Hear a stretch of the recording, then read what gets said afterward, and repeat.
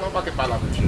Aí disse, bom, eu fiz desenho muito na zona, obligé ma fille à l'étranger, ma petite coisa, aí disse, ça que bien, para um bom trabalhador, para um cai, para lá a trabalhar, mas bom, um mundo que beija, assim, como quem ganha, bah, sabe um mundo que vai, a bala que só vai mais, claro, tudo uma chance, tudo uma chance, fazer uma noção dessa.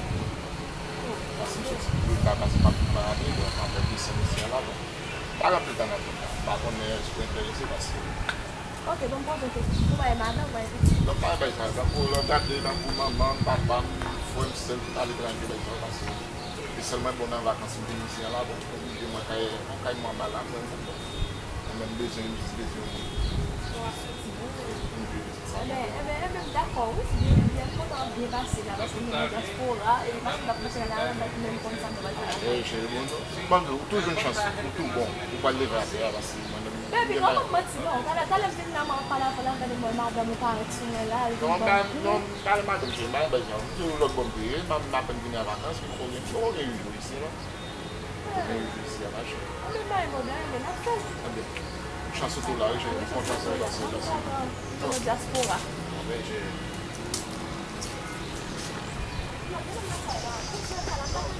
Bon, pas. Pourquoi tu? Só vim ter. Não, juste demasiado a pedir uma informação. Que informação de tu? Não cai de gente também, obligé. Conhece Cuchoye?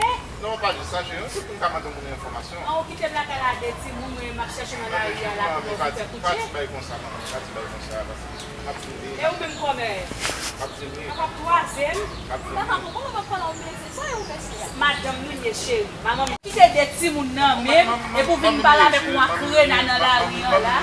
Qui est-ce qui m'a mis? Et moi même ça. Vite, mas je n'ai pas de on a na caïla si mon yo grand coup et so pas là on fait on doit marcher Pas une histoire.